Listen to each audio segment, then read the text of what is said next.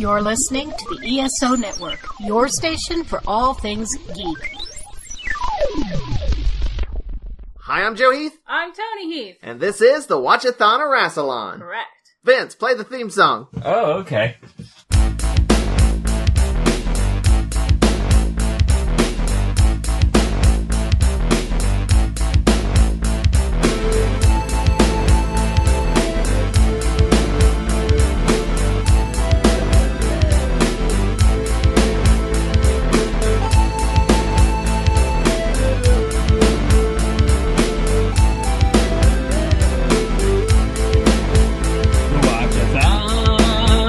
Rassilon. What you think, don't hesitate to pass it on. Rassilon, Watch-A-Thon. Doomed to fail or possibly go on too long. Watch-A-Thon of Rassilon. If you like it, tell your friends to pass it on. Rassilon, Watch-A-Thon. As soon as Joe and Tony's thoughts are gone.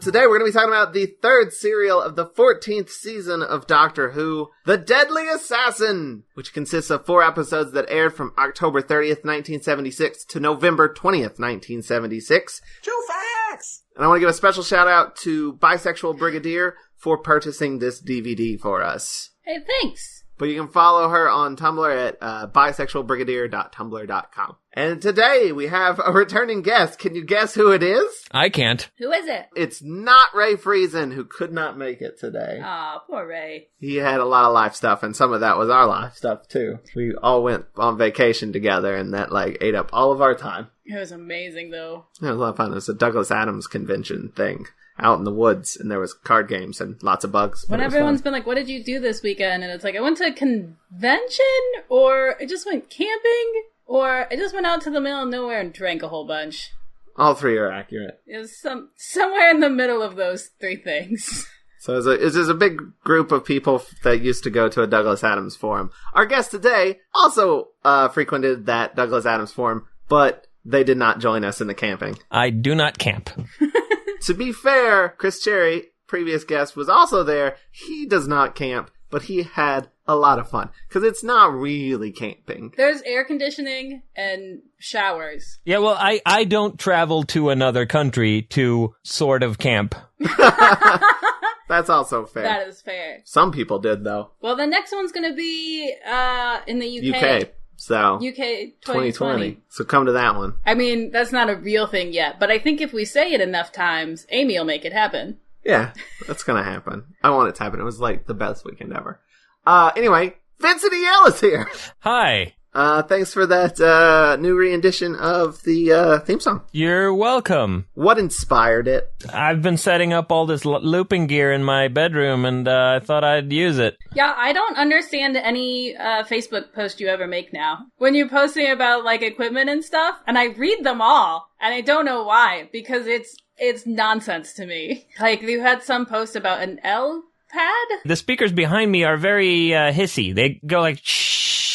And it's a bit annoying, and I think it's because the signal from the amp is too strong. So I need to weaken that signal, and that's what an L pad is for, I think. Because I don't know. I just looked this stuff up, and I haven't understood it yet. So I'm working on that. I might need multiple stereo L pads because I might have to double wire them because I can't find the 4 ohm one. I have to use the 8 ohm one, and if you double wire it, you can use it, but then it's mono. So you have to get 2.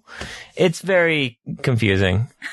If you understand a word that was just said and you can help Vince out, then, let us know. Write in. Hit me up on Twitter. Solve his L-pad problems, because no one else knows. Yeah, I don't know what an L-pad is. Is that the patch of skin on your elbow? Ew. The L-pad? The rough bit. I think it actually came out after the iPad.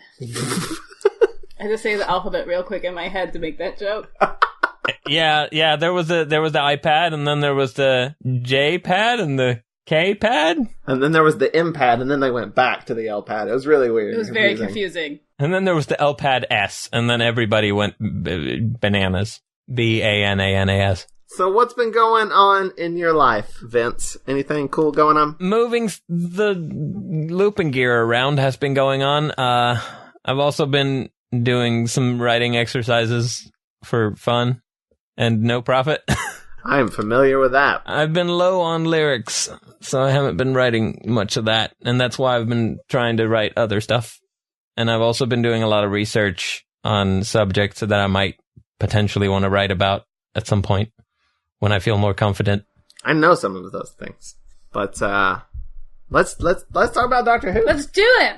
Let's dive in. That you have to say that now because you're in that chair. Yeah, I have to take control of the podcast. It's normally me. That's what the person on the left has to do. So Sarah Jane disappeared out of nowhere. Like, I was not ready for Sarah Jane to not be on the show anymore. We didn't know. Yeah, we didn't know. Like, sometimes we get a heads up about these things, and somehow we managed not to, and it was heartbreaking. I had it in my head that Sarah Jane was going to be on for like 5 years or something. Yeah, same. I knew it was getting, like, she had been on long enough that, like, it was getting to be time for her to go, but there was, like, the rest of my brain was like, nope, it's going to be Sarah Jane forever. Sarah Jane for life. In my head, it was like, she just got there. What the fuck? Like, is this it? Is this the episode where the thing happens? It's what, 3.5 seasons? Something like that? Because she technically started with 3. 3. Wasn't she on for like half a season or something with 3? I don't even know. Like, it's gone by so quickly. I know. I think she has the longest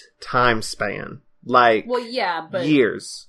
But not like most episodes. Yeah, because those episodes flew by, and I felt like Jamie and Zoe, I felt like both of them together were on longer than Sarah Jane. They probably weren't, but that's what they felt like. Maybe it's because I binged a bit, but like, I just feel like Sarah Jane just came and went. I enjoyed her while she was here, though. Is there a reason why she left the show? I don't really know. I think she was just... She actually stayed longer than she was going to. She was supposed to be out by the end of last season, and she stuck around for a little bit. Because she's like, oh, this one sounds fun. I'll stick around for that one. Because I don't know how long are we going to be companionless for. I think it's just this serial. This is the first serial, by the way, The Deadly Assassin. The first and maybe the only classic Doctor Who serial without a companion. Or a companion surrogate. Oh, dang. And it's like a rough one. Like, that's a rough thing to go through all on your own. Poor Doctor. By the way, do we talk about the Master? Last time the Master was on the show, I was on the podcast. Oh, that's true. Oh, wow. I've known since like this. I planned this. I planned to be on 2 Master serials in a row. That was your master plan? That was my master plan. They call him Master when you first see him, but he's all crispy-fied. He's all deep-fried. He looks slimy and gross. And he looks so smelly. It's rare that I look at a screen and think, that guy looks really smelly. But that guy looks really smelly. I did know. I had, like, as soon as he popped up on screen, I was like, oh, that's the Master. I've seen Crispy Master before. I've seen reference of this. But I couldn't tell if they were playing it as a reveal, because they also did credit him. He's somehow both crispy and juicy. Oh, yeah, you're right. I don't like it. And I think that's what adds to the smell. He would be at home in a Kentucky Fried bucket. Ugh. In a sewer. That's been there for, like, months. Kentucky Fried Sewer Master. Oh, gross. We'll get to him. Yeah. But that's what his deal is. That's what he looks like. It's Crispy Master. Played by Peter Pratt. Really? Sure. I looked it up. But can we talk about, like, the mask? Its eyes creep me out, man. The thing is, it looks distinctly fake, but effective somehow. Like, you look at it and you go, that looks fake, but at the same time you go, that looks genuinely creepy. Yeah, like, I don't want to spend too much time looking at it, or I'll throw up a little. You're like, well, that's just wrong. It doesn't feel right, and it makes me uncomfortable. What did happen to him in his last episode? He just ran off. So why is he all crispy? We don't know. That doesn't get explained. I thought there was just something I was forgetting. We don't know? He's just all crispy? We don't know. It's not explained. I think it's been explained in, like, expanded shit, but he's crispy now. Oh, man. That's embarrassing. Like when somebody hasn't seen you for a long time, and then you're a burnt crisp, and then you're extra crispy, and you're like, this sucks. I wanted to be all hot the next time they saw me. Well, but instead I'm sewer chicken. Well, once you're hot, it goes a little too far, and then you're crispy. It happens. All right, so let's talk about the episode. Episode 1, which I have titled The Pyrodian Renegade. Oh man, there's so much shit. This serial is lore as fuck. I have titled it Killed by Death. Wait, that's a Buffy episode. The Murderous Killer. Okay, so about that, the deadly assassin. Robert Holmes, who wrote this serial, gets a lot of flack for this title because it's redundant. A tautology is what they called it. It is a tautology, yes. He says, no, it's not. There's plenty of incompetent assassins. So he's gonna fight this one. He's gonna double down, huh? Yep. Alright.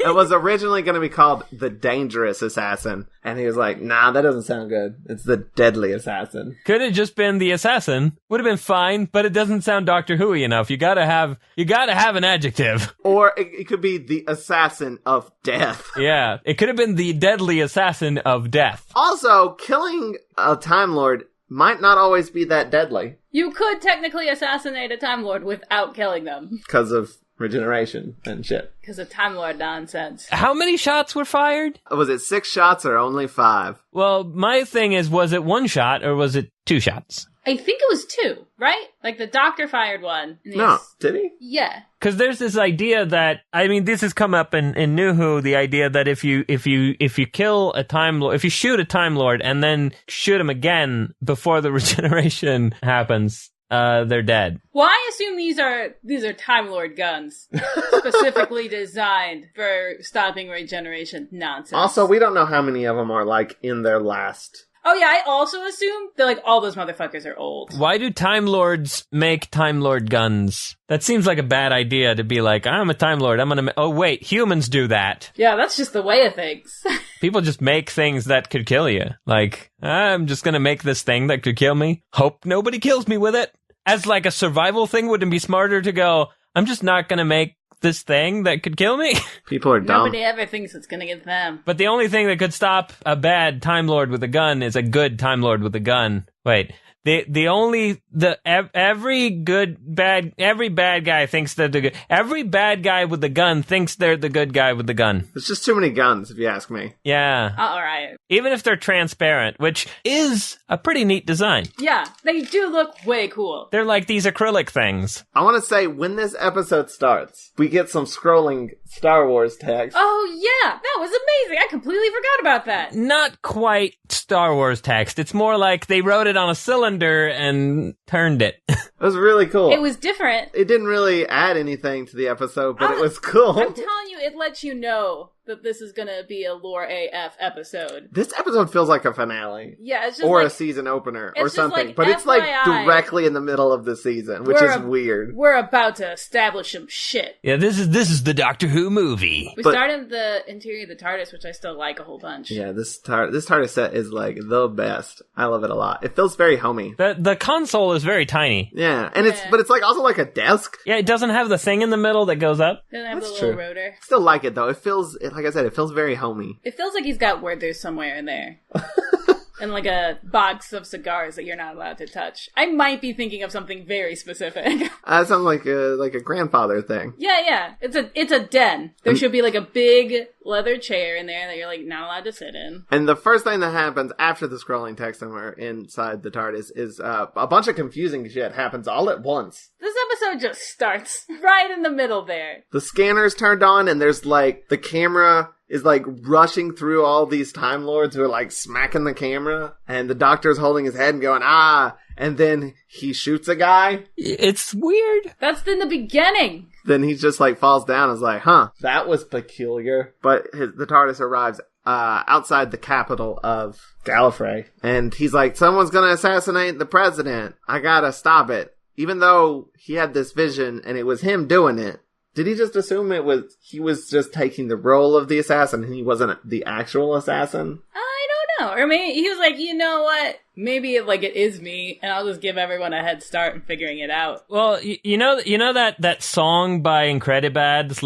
/ The Lonely Island from before they were on SNL? The song that's called "I Think I Might Have Killed the President." That's exactly what happens here. I think that might be based on this serial, specifically the first part. There's a later part that's based the Dark Knight is based on, but we'll get there. But the Time Lords sort of circle the TARDIS and sort of talk about how old and obsolete it is, which offends the Doctor. He pats the console and is like, "Don't listen to the mean men." And he finds out that it's Presidential Resignation Day, which is the official day that the president resigns. Which doesn't make much sense. Why would you assassinate someone who's resigning? There must be foul things afoot. Very foul, smelly things.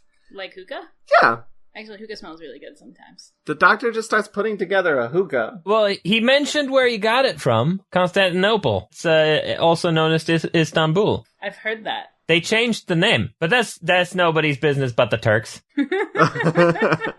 Thank you. I don't know what you guys are referencing. Yes, you do. I do. They could indeed possibly be large people. They could be large people. The band. Suspected tall folks. But I thought, when he was putting it together, my mind immediately went hookah, but also because it's Doctor Who, I was like, they're using a hookah as some kind of sci-fi thing. But no, it's just a hookah. No, yeah. And then one of the Time Lords, there's a bunch of guards, and there's one guy who's in control of stuff, and he's Castellan, I believe is how you pronounce it. I heard Castavan. I was gonna say. I heard it Castrelin. I swear they pronounced it 7 different ways, but I think it's Castellan. To be fair, if you misheard it, there's a good chance it's because somebody in the show mispronounced it. That's so fair. I wouldn't stress out too much. Castellan gloves, drugs, gloves. And he looks up the TARDIS or whatever, and then it's there's a criminal in there, so be careful. Ah, man, they've got the good Time Lord collars. You know the ones. The ones that are so good. There's a lot of good outfits. Yeah, I mean, there's a lot of good set dressing, too. For, establishing Gallifrey. They went all out. Council people have, bullet helmets and big collars. They look like the thing that spits the acid on Newman in Jurassic Park. The idea of describing things is to, give a visual picture of someone who's never, seen what we are talking about. Right. So you just go ahead and dead on nailed it. You just go ahead and drop some references to other shit in there. That's fine. But I think people who listen to this podcast have probably watched the serial. Not necessarily. I know some people that listen to this podcast without watching the serials. Those are just friends of yours who you make listen to the podcast. I don't make anybody listen to it. They just do it because they love me. Yeah, I'm sure most people know, if they haven't seen this serial, they're familiar with the Time Lord collars. They're so...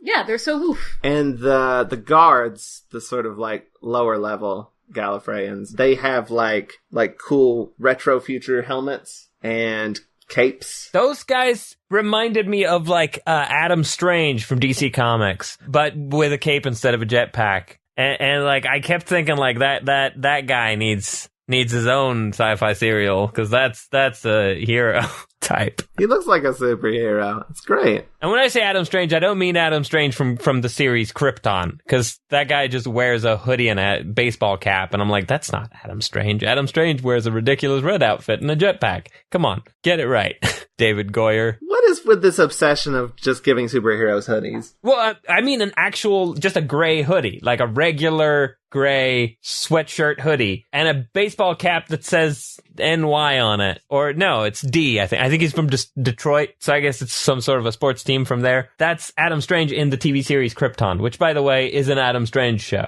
I mean, Adam Strange is a character in it. He's not the main character. He's kind of the secondary lead. The main character is Superman's grandpa or something. A very low interest in it, to be honest. Yeah, I've seen a few episodes. It's not that interesting. It's David Goyer, so, you know. But they're gonna get this criminal, aka the Doctor. They get a key, they open the TARDIS, they walk in, and there's smoke. There's a Doctor shape that is supposedly smoking, but it's just a bunch of his stuff all piled up. With a note on it. They all sort of go around it, and the Doctor sneaks out. But he immediately gets caught by one of the Adam Strange-looking dudes. But the guy that catches him, immediately gets shot by this hooded figure that we don't really get to see, who just runs off. And the Doctor's like, Aw, shit, I'm gonna get blamed for this. The doctor calls after him and is like, excuse me, sir. So the doctor thinks really quick. He goes to the elevator, presses the button, jumps out of the elevator, and hides. So the other Time Lords come up, find the dead body, and they're like, oh, he's taking the elevator. He could be anywhere. And also, we should, look for him because he killed a dude. Though he didn't. He's a criminal. He's getting hella framed. Oh, by the way, framed is an Earth expression. That's one of my favorite lines in this serial. Yeah, because, they're all speaking English and saying Earth expressions all over the place, but that specific thing, you have to explore. You have to go, oh yeah, that's a thing that Time Lords don't know about. They don't frame people. They don't know about that. They don't have a word for it. It's not part of their culture to frame people. Everybody who's ever been accused of a crime was guilty of it. Fun fact about this serial, by the way. This is the only episode or serial where all of the characters are the same race. They're all Gallifreyans. Oh. There are no humans or anything else. So why are they all speaking English? Look. The TARDIS is translating for us. I think that's always the implication. That's why we need a companion, right? Well, we are the companion. Right now, it's us. The TARDIS is breaking the fourth wall with its translation matrix. Don't you remember with, the rule with the Weeping Angels is, they can't move if you can see them. And half the time, they can't move because you can see them, the viewer. And then when they stop doing that, they stop being as good. Yeah. The second time they were used, I think. Or maybe the third. I think it was the second time. Do you get to see them move? And it's like, no, that's not as good. That's just why. They just gotta do it this way, or it's not as good. But they start, reading off some facts about the Doctor, which is all stuff we kind of know. But they mentioned the Celestial Intervention Agency. God, that made me so the angry. CIA. Because they say CIA first, and they're like, CIA? You mean the Celestial Intervention Agency? Shut up! Yeah, it's one of those things where it's like, it's a thing that they're trying to sell as, I think, as a joke, but it's a thing. It's an actual canon thing that they're doing, but they're also trying to do a joke, and it doesn't land as a joke, and it doesn't work as an actual thing. So it just ends up in this weird space between being a thing and being a joke, and it's like, don't do that. I believe at one point they say that they think the Doctor might be a CIA agent, right? Yeah. They should have just called it something else.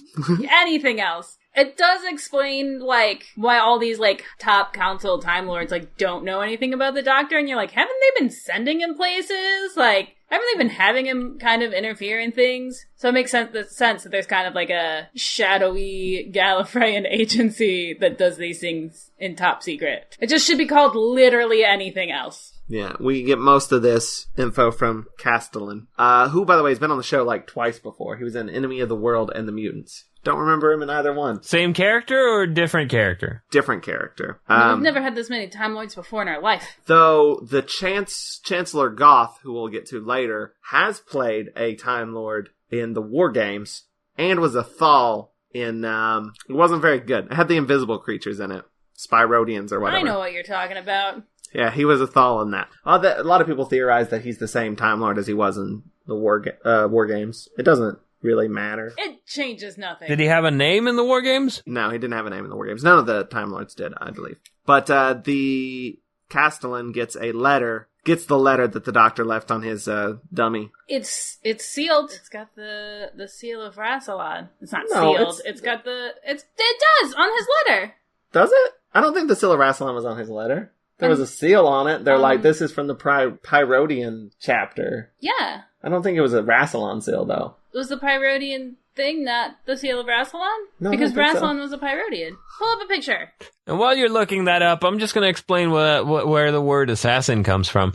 It comes from the Hashashin. They would smoke hashish, and that would calm them down, and they would kill people. They were Hashashin. And that's where the word hashish is that's the root, I think, and the word assassin comes from that. So the word assassin comes from hashish. Okay, so yes, the seal of Rassilon is on the letter, but it's kind of hard to see.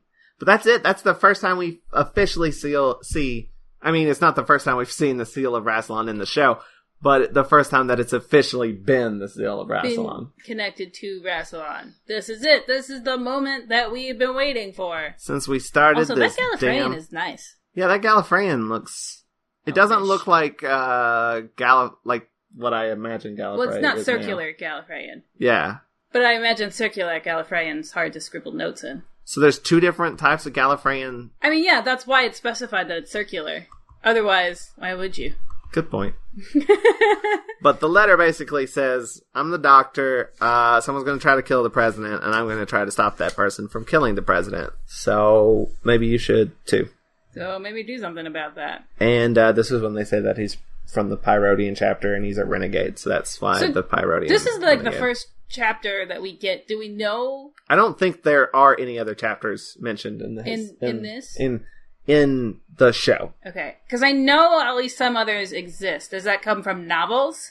I think it comes from I know there's one that likes plants. That's a thing that I know. There's one chapter that likes plants. I don't remember what they're called. It begins with a C, right? Yeah. Ceruleans or something? Yeah, I don't know. And I know that there are people who care about it like they care about their Hogwarts house. So we gotta figure out what chapter we're all in. Nah. Vince, what chapter are we? Well, I believe that the Sorting Hat is evil, so I won't touch that one. Vince will not partake in that nonsense. What a Ravenclaw thing to say. No, the thing is, I don't know if I've said this before on the podcast, but let me tell you about Harry Potter. There's a big, gaping story problem in Harry Potter, and that is if you actually pay attention to the story, everything that you find out about the Sorting Hat points to the Sorting Hat is the evil mastermind behind everything that's ever gone wrong at Hogwarts. And the whole culture of, like, just the toxicity that's boiling within Slytherin and just putting people together in these social groups, it's all orchestrated by the Sorting Hat. The Sorting Hat is also connected to Dumbledore. Dumbledore is a puppet. If you watch everything that Dumbledore does, he's fucking useless. Everything he does is fucking stupid. And the reason is he's working for the Sorting Hat, and he doesn't know that the Sorting Hat is an evil mastermind. He's a total patsy. He's just going with it, and the Sorting Hat is an evil monster. The Sorting Hat is the reason why Voldemort became Voldemort. He's the reason why fucking Draco Malfoy is a fucking dick. He wanted to put Harry Potter in Slytherin so that he would be affected by that toxicity, because he knows that Harry Potter has all this sort of boiling toxicity underneath that could come out and become this thing if he's just put in that social group. So he's trying to orchestrate this horrible shit. Here's the thing. It never goes anywhere. I've watched all the Harry Potter movies. I haven't read the books, but I've seen all the movies, and the Sorting Hat is never revealed to be the villain, and I'm so disappointed because it's right there. It's such a good twist, and it's built into the narrative, and fucking J.K. Rowling just doesn't see it. She writes all this stuff, and she's like, it doesn't even pay attention to what she's writing. And this motherfucker's a fascist. This fucking hat is a fascist and needs to be taken down. And nobody's doing anything about it. Harry Potter doesn't know. He doesn't care. Nobody knows. Everybody's like, yeah, fucking Sorting Hat. He's great. No! The Sorting Hat is the evil mastermind behind everything. If that is the case, though, then why didn't the Sorting Hat put Harry in Slytherin? Well, he tried, but the thing is that they get a choice. He tried to put Harry Potter in Slytherin, and Harry Potter was like, I don't want to be in Slytherin. And the Harry Potter was like, you got me. Okay, fine. Where do you want to be? That was like how it went, right? Because the hat was like, Slytherin. And the Harry Potter was like, I don't want to go to Slytherin. So the hat has no real control then? Well, it's moving the chess pieces, and it's doing its part, but it can't, obviously it's just a fucking hat. It can't do everything. So it has to do other things. It has to lead Dumbledore to make terrible decisions, send the kids into dangerous situations and not do anything about it. Stuff like that. I think that's giving Dumbledore too much credit for not just being a dick. No, he's a moron. So anyway, Doctor Who. So the Doctor turns on the news because he gets back to the TARDIS. Turns on the news, and we get to see Runcible, that's a great name. I love, like, the Doctor's like, oh man, it's this asshole. Unbelievable.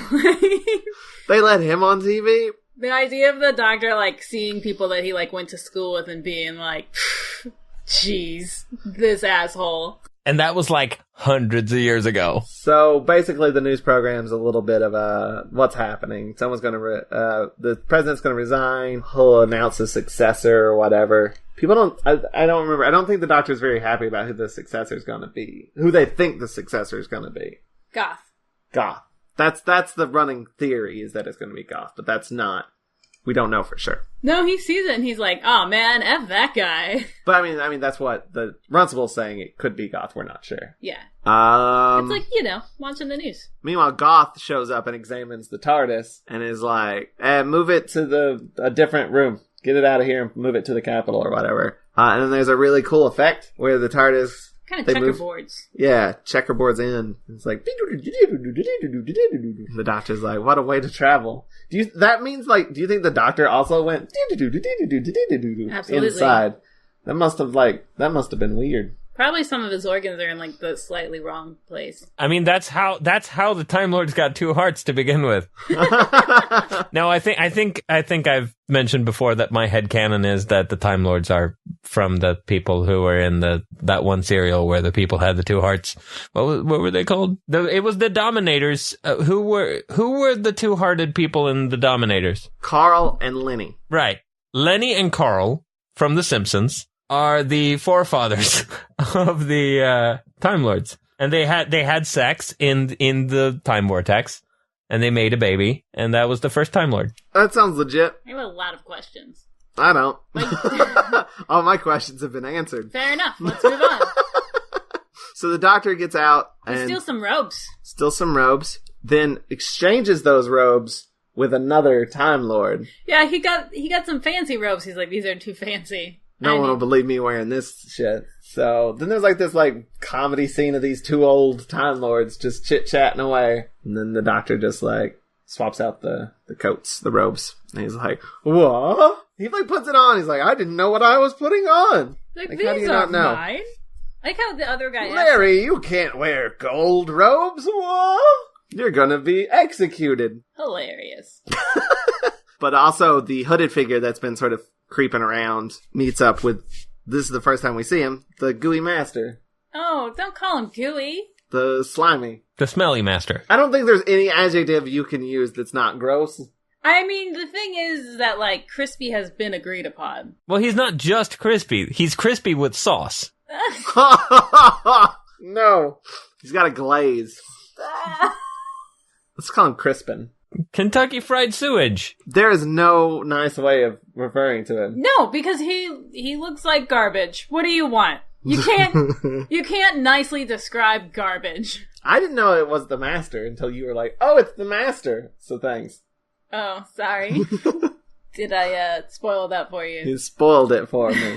Apparently he gets called master in that scene, but that could be... Yeah, he's being called master by what is like clearly a henchman. Yeah, and henchmen call anyone master. Yeah, I don't think it gets how they work. I don't think it gets confirmed until episode 2, though he is credited in episode 1 as the master. So whatevs. So there are these large, what looked to be binoculars, but I later realized that was a camera. Which, that is a terrible place to put a camera. I mean, it's a good place for like a wide shot of the area, but they're always filming down onto Runcible, doing his like, I'm hosting the news. You should have a camera like eye level for that. Yeah. You don't need one up in the balcony for interviewing people. That's dumb. Oh, maybe it's a 3D camera and it's got special stuff where you can basically in the computer just move the camera as you want because it records the whole room. Could be. Or they just have one camera and they're like, we're not moving this thing.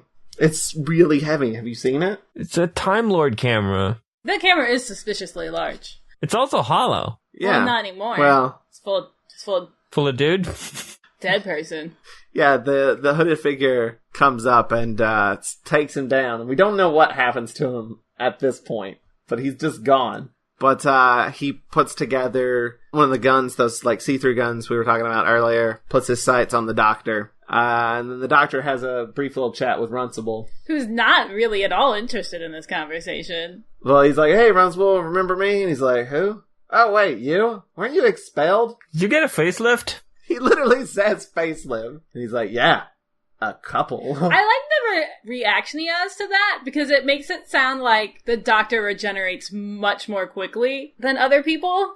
And it's kind of like other Time Lords are like, damn, like you have a problem, like slow down. So I guess they can sort of recognize each other telepathically a little bit, right? Yeah. Which doesn't entirely make sense because the Doctor also hides from somebody by just ducking down and pretending that his leg hurts in the same scene. So, anyway. He was doing it psychically, too. So then Runcible's like, I don't know what's up with my cameraman. He's being real shit, and points up at the camera, again on the balcony, and the Doctor looks up and sees the assassin with the gun. And so the Doctor rushes to stop him. But he gets up there, and no one's up there, and the gun is just there. And instead of being like, oh, and then leaving or something, he picks up the gun and looks right at the president with it. And then it looks like he shoots the president. And that's the cliffhanger. Murdered a dude. It's a really weird moment that we've seen twice now. Like, I thought there would be some difference when we got to it. No. But I mean, he didn't really shoot the president. He was just looking at the president when he got shot. Also, like, I feel like once he got up there, I feel like the Doctor would be smart enough to go, oh shit, trap! It's a trap! I'm being set up. I'm being what the Earth people called framed. What the Earth people refer to as framed. But that's the end of episode 1. We are now into episode 2, which I have called Article 17. Okay, episode 2 is The Redundant Assassin. The same as episode 1. Perfect. So some guards capture the Doctor and drag him down. They pull him down into the center, and he's like, oh, I thought the roof was gonna fall on me. Because I think that was in his vision. I didn't remember that being in the vision. Maybe it was, I don't remember. It does happen. But it does happen in episode 4. So that was a nice bit of continuity or whatever. So, nice bit of storytelling. The president is dead. They need to have a trial for the Doctor. But they also need to have an election to get the next president. Because that's not how it normally works, right? Right. The old president just is like, I picked that guy.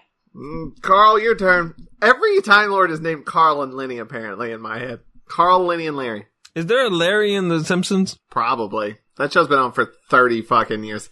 There's Larry, Moe, and Curly. Well, Moe is on The Simpsons. That's true. But they say that the assassin needs to be tried and executed before the election happens. They're just like, get this over quick. We know it was him. We caught him. Kill him so that people don't lose faith in the Time Lord leadership. So they try to torture a confession out of the Doctor. He's held up in like this really cool looking set, like it's a cage, like dangling over nothing. Yeah. And they shoot him with a gun, and the Doctor's like, he's like, will you confess? And he's like, I confess that you're a bigger idiot than I thought you were. What an ass. Yeah. And they torture him some more.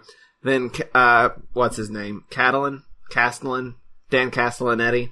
He is on The Simpsons. Is this just a Simpsons podcast? Honestly, it almost started out being a Simpsons podcast because I wanted to watch all of The Simpsons. And then I was like, but I want to do something with Toni. And I was like, let's just do Doctor Who. I would never have agreed to that. Not that I don't like The Simpsons. I just did the math. It's fair. There's a lot of Simpsons. And it's still going. But Castellan comes in. The Doctor's like, oh, good cop, bad cop, basically. I think he says hot and cold. But that's the same thing. And he's like, why would anyone want to assassinate a retiring president? What's the deal? Why would I wouldn't. He's like, well, maybe you have a grudge. And he's like, dude, I haven't been here in like ages. I don't know you fuckers. And then they tell him he has 3 hours to live? They want to rush this through. You've got about 3 hours. And that's when the Doctor says, vaporization without representation? That's not cool. That's another joke. That's an American reference, right? Taxation without representation? Yeah. It's a lawyer thing. It's a lawyer thing? It's a legal thing.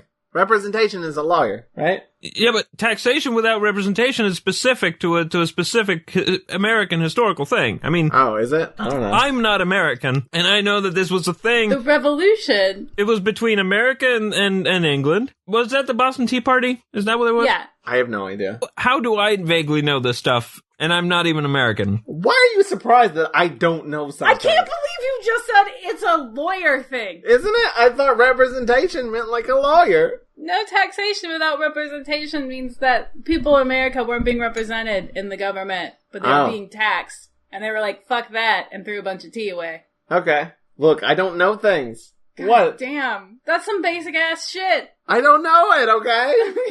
Like, there's been way more simple stuff that I don't know that has been brought up on this podcast. It's like one of the famous American historical things, so much so that I, who am not American, have been to America once for, I think, less than a month. I know it to some extent. I was homeschooled, and I don't think the American education system is all that great on history. I didn't learn it in the education system. I learned it just sitting in my fucking bedroom listening to people talking. I have never really, looked into history. It's not been a subject that interests me. It's been referenced in pop culture. Well, I don't know it. I don't know what you guys want me to do. Talk show hosts talk about it. I want you to Not this one. I want you to retroactively know it. It's the fucking Boston Tea Party, dude. I know the Boston Tea Party. Yeah, taxation without representation was like it was the whole fucking slogan. It's the tagline for the Boston Tea Party. I didn't know that. I knew about the Boston Tea Party. I didn't know about the slogan. It was the thing they were mad about. I know I like Ike. How about that? I know Don't Tread on Me. How about that? What's Don't Tread on Me? It was on the flag. Wasn't it like Benjamin Franklin did a flag? Somebody did a flag and it had Don't Tread on Me and a snake. And they're like, let's do that one. And everyone was like, that's fucking stupid. Let's put some stars and stripes on that shit. I think you're getting two snakes mixed up. There was the one that said, join or die. I don't know that one. I know Don't Tread on Me. Because it was in a cartoon I saw once. Yankee Doodle Cricket, I think was the name of it. Yeah, there's two snakes. I don't know which one was that one. Because the other one was sliced up in pieces. I don't know that one. And it said join or die. Anyway. Craig Ferguson has a tattoo of that one. So, the doctor tells... He got it when he became a citizen. The doctor... of the United States of America. God damn it! I did wonder if they were using a lot of specifically American things to make the Time Lords seem more alien. Like the CIA? The Constitution. I mean, I know there are other constitutions, but it seemed like it was specifically... With the other references, the president and all that stuff, it seems specifically American. Yeah, there seems to be a theme. So, the doctor tells Castellan about his vision, the vision he had, and all that stuff, trying to be like, I didn't do it. That's another Simpsons reference. Are you sure this isn't a Simpsons podcast? I'm going to turn it into one. I've been watching The Simpsons. I'm actually 2.5 seasons in. Well, then you're in the good part. So, Castellan thinks that the doctor is being framed, and that's where that framed thing happens. This is where he explains to him what framed means. Because he doesn't have a frame of reference for it. And okay. And he's having a conversation with this other guy who I don't remember his name, but he becomes a major character for a while. They team up with him a lot. He's a guy that explains technology for way too long. Almost every scene he's in. He's explaining where they get the records for the people. The biogs. Is that what they call them? Biogs? And he's like, there's a key and there's a whole system and you can't do this without this. And it's very complicated and hard to fake. And he explains it for 20 minutes. Was this before you started shortening biography to bio? Or is this just a Time Lord thing that's weird? I think it's probably just a Time Lord thing that's weird. Maybe they thought it was American. So he says, to fake the thing, to, fuck with the system would take a genius. Castellan says it must not be anyone on the council then. But on Tish. So there's a lot of, weirdly timed political jokes in this serial. There's another one that's actually, too soon. But the doctor gets his trial, and he doodles through the whole thing. He does very rude caricatures of everybody, which I imagine what all of his, school notebooks look like. I do have to say, I feel like they show him doing it, but there's I'm pretty sure he's tracing another picture, so that he can draw it the way it looks. Because I could sort of see the outline underneath it. But anyway, it's still a good joke. And then, okay, so, the Chancellor's leading the trial. And this one guy said, the doctor ran past him and said, they're gonna kill him. Let me through, they're gonna kill him. And then the Chancellor's like, or did he say, I'm going to kill him? Pretty sure he didn't say either of those things. That's fair. But also, that's leading the witness. Yep. Damn it. Yeah, they got bad justice Objection. That's a lawyer thing. They're like, all right, cool. Well, I think we got this pretty much underway. And the doctor's like, hold on a second. Article 17. Article 17. I'm running for president. And they're like, shit. You get immunity if you're running for president. Who made this fucking rule? What kind of stupid country would have something like that as a rule? So the trial is going to be adjourned until after the election. The Chancellor is not happy about this. Yeah, why wasn't Trump on trial during the election? Article 17. Yeah. Is that a thing? I don't know. Is that an American thing? Or is that a lawyer thing? No, you can be tried while running for office. There is such a thing as like immunity, but I don't know any of the rules about it. I know there's diplomatic immunity in Lethal Weapon 2. I mean, like, But they're like, fuck you, and shoot him in the head anyway. what? Well, he is a dick. Yeah, like you can get immunity like in exchange for things. I don't know. It's some lawyership. Anyway, Doctor's like, I'm going to take this time to try and convince Castellan that I'm a good guy. Castellan's like, cool, let's team up. Yeah, because Castellan just wants to know the truth. I have to say, Castellan sometimes acts well, and sometimes I feel like he's really just reading it off of a cue card. Yeah. Because sometimes he's emoting, and sometimes he's just like, I'm just saying these lines that I have learned previously. Those are probably, like, new lines that have just been written. But, anyway, the Master gets informed by the hooded figure, about the whole Article 17 thing. The Master has this whole monologue about how hate for the Doctor, just hate in general, is what's keeping him alive. I honestly feel like this is the first time he's kind of been portrayed that way. Was hating the Doctor? Yeah, I mean, like, I've always really thought of them more as, like, frenemies. Like, when the Master first showed up, it was always kind of my headcanon that part of the reason why he did that was because he knew the Doctor was stuck on Earth and was bored. Like, a lot of his schemes were just to give, like, the Doctor something to do. And it seems like something very bad has happened since we last saw him. And now he's just genuinely very mad. But to me, this is, like, the first time we've ever seen him that way. Whereas before, it's always been kind of like cat and mouse, you know? Yeah, they were friends, but with complications. Complicated friendship. And now it's apparently their mortal enemies. It feels like something very bad happened. Yeah, and I think it might be something that either was done by the Doctor or that the Master thinks the Doctor did. And I'm thinking it has something to do with the fact that the Master is now extra crispy with sauce. Do you think maybe he met the Doctor made him extra crispy, but it was a Doctor, like, It was like a future on. Doctor or something, yeah. Maybe. Could be. Could be the next Doctor. Didn't you say it was explained? It probably. I didn't, like, look up specifics. I mean, it could be Jodie Whittaker who did it. Jodie Whittaker turned the first Master into Chinese food. I think it is explained in expanded stuff, but I don't know what that explanation is. Oh, well, there's no canon. You can still do it. It's true. It's true. You just have to show Delgado from the back of a stand-in. It's just pushes him into some acid. Just have like a scene of the Doctor accidentally pushing someone you don't see the face into like a thing. And then like, oh no, what happened? And you just move on. And it's like, that was the moment. It is really surprising that they didn't explain it in this episode. It was like, he's just crispy for some reason. But the Doctor and Castellan go back to the scene of the crime. He gets Castellan to shoot the seal. There's a seal of Rassilon. He's like, here, take this gun that was used, apparently, and shoot that seal over there. And he does, and he misses. He's like, it's off by a lot. He's like, yeah, these sights suck.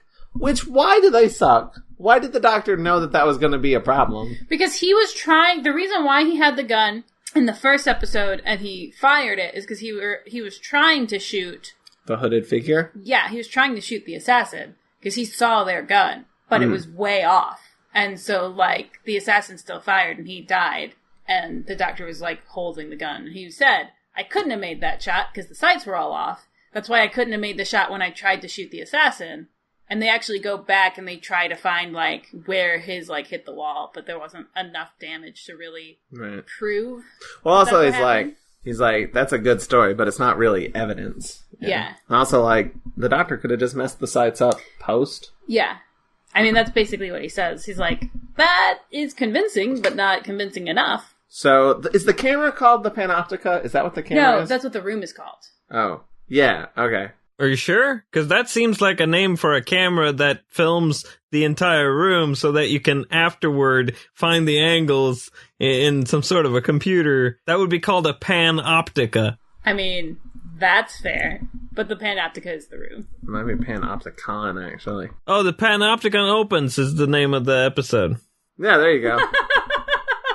Because that's what Castellan wants to do. He requests to open the Panoptica for investigation so that they can go and look for the thing. That's I like that. I like that a lot. And in the same scene, Goth is like, when I'm president, I'm totally amending that Article 17 bullshit. They go in there and they ask Runcible, we want your camera footage, because maybe we'll see this assassin and everything. So he's like, sure, I'll go get that. He goes up there as the doctor and everybody else is like examining, looking for the gunshots and stuff. And he goes up there and he opens the camera lid, screams and passes out. And they like rush up there, and like while they're going up there, there's the hooded figure like messing with the camera footage, I guess, taking them out, because they're like on little cylinders. And but he doesn't get all of them before he has time to get out. But he gets out, and they run up there and they look inside of the camera, and somebody has shoved a toy doll in it. No, it's a person, and they're dead. Ah! Master's up to his old tricks. It's really funny because it's like an inherently like funny image, but also everyone's like, "No, he's dead and shrunken." Like, that's hilarious. When was the last time we saw this technology? The first episode with the Master, the Terror of the Autons. Was it the one with the tower? Yeah, Terror of the Autons. You were on that one. That I was. All of your episodes are, like, connected. It's weird. Everything is connected. It's clearly just a doll, though. It's not even, like... It doesn't even look like the guy that... The clothes are also, like, a little bit too big. I have to say, though, I'm a pretty big fan of this weapon. But this is what tips the Doctor off that it is the Master. Who they've never heard of before? Is this the last appearance of the Master's shrinking weapon? I don't know. I don't think so. I certainly hope not. Yeah. We haven't seen it really in New Who, though, which is sad. They did bring back the masks, which is good. That was my favorite part. And it was really effective, too. For some reason, I didn't know it was him. I didn't know he was going to be back. I figured it out, but Toni didn't. I didn't recognize him. And I'm the type of person who recognizes voices all the time, and I did not recognize his voice. To be fair, it had been years since I had heard his voice, but still. But they can't find, they want to get all the info on the Master that they can. And they ask Runcible to go process, like there's one reel left in the camera, like go process it. And he's like, this should be the one that it's like, this should have the assassin on it. And he runs off to go get it. But, he comes back with a giant spear in his back saying, I'm sorry, I'm so sorry. And then falls over dead. Which is the 10th Doctor's catchphrase. Definitely feel like he should have regenerated from that. I don't feel like the rules for regeneration have been fully set yet. Don't you have to be like connected to a TARDIS? Oh, do you? Is there rules ways you have to do to make it happen? I think the TARDIS is involved, right? There's TARDIS energy. I think it changes from writer to writer. I don't think they have like a set rule. I'm pretty sure every regeneration of the Doctor has been in the TARDIS or connected to the TARDIS, other than 1 to 2 because that was forced. Yeah. Maybe they do regenerate Runcible. They take him off to another room and futz with him, but he dies first. All right. It's not always immediate, and besides, the bad guy would have gotten away with the footage anyway, so it doesn't really matter. I gotcha. I don't think he would have seen any. Like, he wouldn't be like, it was a hooded guy. Who knows? Well, maybe he wasn't quite dead yet. So, they find no record of the Master, so they're asking the Doctor, and the Doctor's like, he's almost as smart as me. And then, technology explainer guy explains how this, like, one machine predicts everything. And it goes... And this is the Matrix, right? Does it refer to by that name? I think so. Yeah, this is the Matrix. Is that the second thing that a movie copied from the serial? I mean, I think Matrixes have probably been around before. Yeah, but this specific use of Matrix. Yeah, possibly. Because the idea of the Matrix, like, sticks around. This is a lore establishing thing right here. There's a lot of lore establishing things. But the Doctor says that it probably did predict the assassination attempt, but the Master diverted it to him, and that's why he saw it. That's why he had the vision. So the Doctor's like, if the Master is using this Matrix thing or whatever, I should go inside of it? I don't remember his entire reasoning behind why he was going to go inside the living mind. Because it collects, they put dead people or dying people on it, right? And it like takes all their memories. Basically like a brain is a computer. And they just put all of the knowledge from that brain into the computer and use that processing power. And the Master's been utilizing that? Yes. So the Doctor's going to jump in there and figure out where the Master is. He's going to see if he can, like, trace it back to him, figure out where he is. Yeah, like the right. way you would trace a call or something. But not like that at all. Totally different. So, the Doctor, they hook the Doctor up to this thing. He's going to go inside the living mind, which is similar to the human mind. Yeah, only this time it's for real. Yeah, there's no carnival. The first thing we see is a variation of the title sequence. A little more rainbow colored, but it's that diamond shape. It whooshes, and then he winds up in a quarry, right? Yeah. Because that's where you go. I could tell this Rocky episode was area. your favorite. Yeah, I like when the show does weird shit, and the show's going to do some weird shit. He winds up in this quarry, there's evil laughter, and then a crocodile or an alligator. I don't know the difference. I forget. Either way, it's not real. I mean, Yeah, it probably didn't actually look like either one, to be honest. they're like, meh, meh. And then it appears and then disappears for no reason. I think crocodiles have wider snouts. And there's something about the teeth as well. Well, this was a puppet, so who knows? Well, I mean wider snouts than alligators. I don't mean necessarily wider snouts than this puppet. Although I'm sure they do generally have wider snouts than this puppet because this puppet is probably not to scale. I don't know why they didn't just put in some stock footage. Yeah, he doesn't interact with it. No, it just appears and disappears. Okay, so basically this is like we're inside the minds of all these dead Gallifreyans. Yeah. But a lot of this shit's from Earth. Okay, here's the thing though. He's not. It's something specifically that's being projected. Why is it all Earth shit? I think the Master might be mocking him.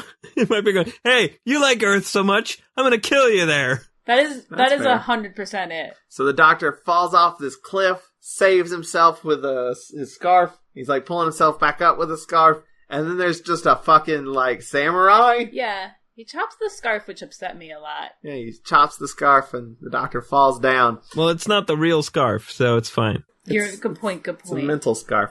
Because, yeah, then he like falls off the cliff and then like we cut back to real life. And they're like, oh, something bad just happened. Their version of this episode's a lot more boring. They're just watching a guy laying on a table.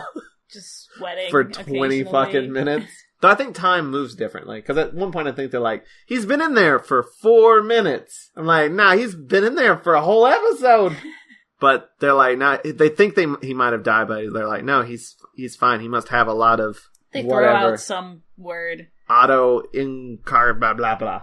I don't remember. His brain must have a lot of something energy, is what they say. So then... I don't remember because it doesn't mean anything. But the Doctor wakes up at the bottom of the cliff on a gurney. He has a mask on his face, and there's a real doctor, not like the doctor, a doctor. Well, he's not real. Well, no, he's a figment. He's a mad scientist type. Yeah, he has a giant needle full of red liquid that he's gonna kill the Doctor with. And then the Doctor gets off the table, runs away immediately into like a war zone. Stuff's exploding everywhere. There's a guy in a gas mask with a horse that also has like a mask on, just in the smoke. He runs away from the guy with the gas mask, and he steps on a train track. They pull something pulls the lever, and the train track traps his foot from the side. Even though his foot was not in that spot in that previous shot. It closes with like it's an angle so that it's wider forward and narrower backward, and his foot is kind of caught. And you can see that like if he would just move his foot forward, he could get loose because it's wider there. But instead, he's just pulling it straight up, and it's not working. And I'm just sitting there going, "Doctor, stop pulling up and move your foot forward. It's super easy. It's a sliding mechanism basically, and he's just not doing it, and it's frustrating." It's fine, though, because the train is an illusion. Well, yeah, the train's coming for him, though, and that's the cliffhanger. Is a sped up footage of a train. And that's the end of episode 2, and we are now into episode 3, which I've called Inside the Living Mind! And I call it The Redundant Assassin. Wait, so the titles for these serials so far are, the first one is I Think I Might Have Killed the President. The second one, what was it again? Panoptera, that thing opens. Yeah, and now the third one is The Redundant Assassin. Yeah, then he's like, the train rushes by, but then nothing happens. And Which he's is like, weird, because he's like, it's an illusion, so he starts to try and be like, I reject this reality and substitute my own. No, he doesn't say that. He does say the first part, though. He says, I reject this reality. I deny it. And it everything sort of warps and turns into diagrams and the opening sequence again, and then he passes out in the desert. And then supposedly the master, or whoever else is there, has, like, they've gotten more time to kind of, like, get into this, and they have a stronger... You mean they've gotten time to master it? Sure. That is one way to put it. Because he's the master. Sure. And he's mastered Sure. the Matrix. Yeah, sure. Continue with your thought. That was it. Oh. I'm done now. So he's pulled him back in, basically. The Yes. doctor's like, denied it, and then the master's like, no, fuck you. He's passed out in the desert, and he looks up, and there's these giant eyeballs on the side of a mountain It's wall. very silly. I liked it a lot. And it says something, and like laughs and fades away. Where it's like, you're in my world now, Doctor. You're the man now, dog. And the doctor wipes some of the sand away, and there's like just A mirror-looking thing. Yeah, and he looks in it, and there's a fucking evil clown. Again, very much an Earth thing, unless there's clowns in space. God, There might be killer clowns from outer space. I bet clowns are why aliens don't come visit us. They're like, we're not going there. They think this is funny. So that was terrifying. Then he gets up. Then that's when the plane shows up. There's a biplane that starts chasing him and shooting at him. This sequence is North by Northwest. Like, it is just Doctor Who doing North by Northwest. Like, that scene from North by Northwest, that's the only scene that anyone has seen from North by Northwest, because it's the clip from North by Northwest, and nobody's seen the whole movie. Everybody's just seen the one scene from North by Northwest. That scene is now in an episode of Doctor Who, with the Doctor. No one's even seen that scene. They've just seen the poster where the guy's like running from the biplane. That's it. I don't even know what you guys are talking about. I've seen neither of those things. There's a famous movie scene where a guy is running from a biplane in like a cornfield or something, and he's being like shot at or flown at or something, and he's ducking, and there's a plane. That scene, that's from North by Northwest, which is an Alfred Hitchcock movie, and everybody's seen that scene. You've seen it. You're not thinking about it. If you Google it and you go to Image Googles, like literally every result on the first page, other than like, 4 pictures, is him ducking the crop duster. Yeah, so that scene is now a scene in an episode of Doctor Who that takes place inside the living mind / the Matrix.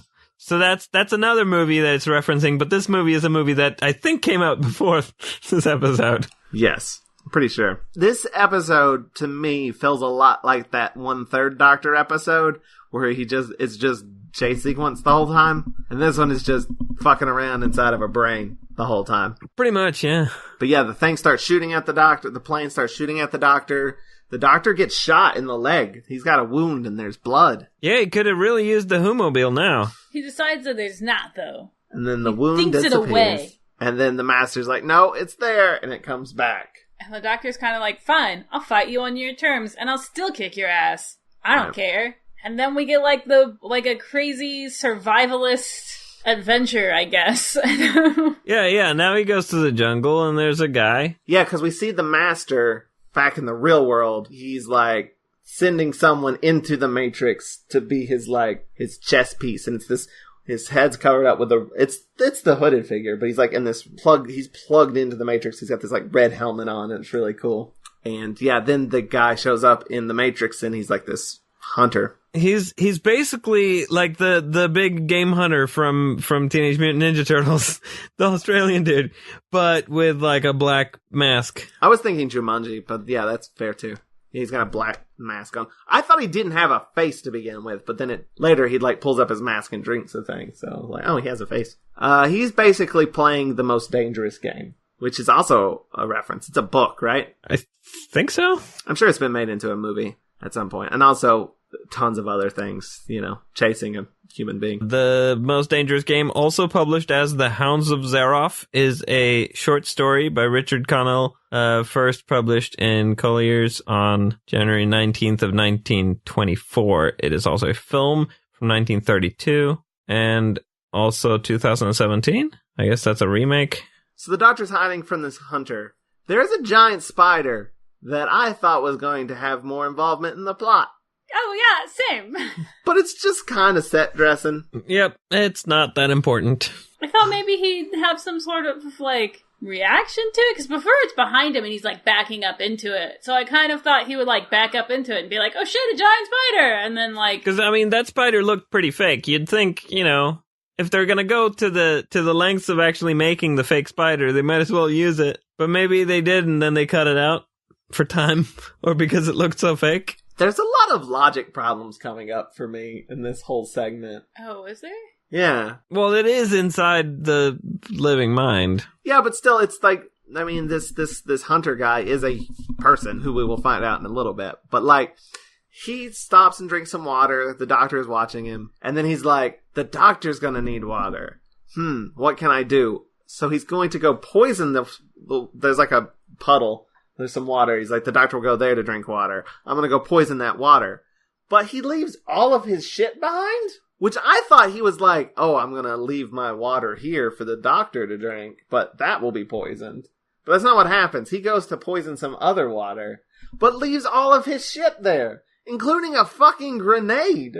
And the empty bottle of poison. No, he leaves the empty bottle of poison by the water. That he poisoned. Which, by the way, just looks like a bottle of green food coloring. Like, it's literally a food coloring bottle. I don't know if they come in those bottles over there, but, like, here in Europe, those are the bottles that food coloring comes in. Not anymore, because now they used to come in those, but now they come in little squishy droppers. I don't know if I haven't seen one in a long time, so maybe they do that here too, but back in the day, that was the thing. While he's poisoning the water... Food coloring the water, he's setting up the grenade in a tree. Then he goes off to find the water. The hunter comes back, sets off the bomb. Sets off the grenade. His vision and stuff is, like, getting bleary. Yeah, the doctor is. He is rough. Yeah, he looks bad. I mean, he's been shot in the leg, too, so... He's been like, limping this whole time, too. Yeah. But now they both have wounds and stuff, because, like, the grenade didn't kill the hunter, but it messed him up a bit. Because we actually see him, like, bandaging a wound on his side. It gets, like, really intense. So the doctor almost drinks the water. But he sees the bottle that the guy's just left there. He's like, oh, shit. Oh, meanwhile, also, the master's like, what else can I do to, like, up my game here? And hypnotizes one of the guards and sends him off. So he's gonna try to interfere with this whole thing. He's gonna send him to try to, like, mess with the doctor's real body while he's got him trapped inside this mind realm.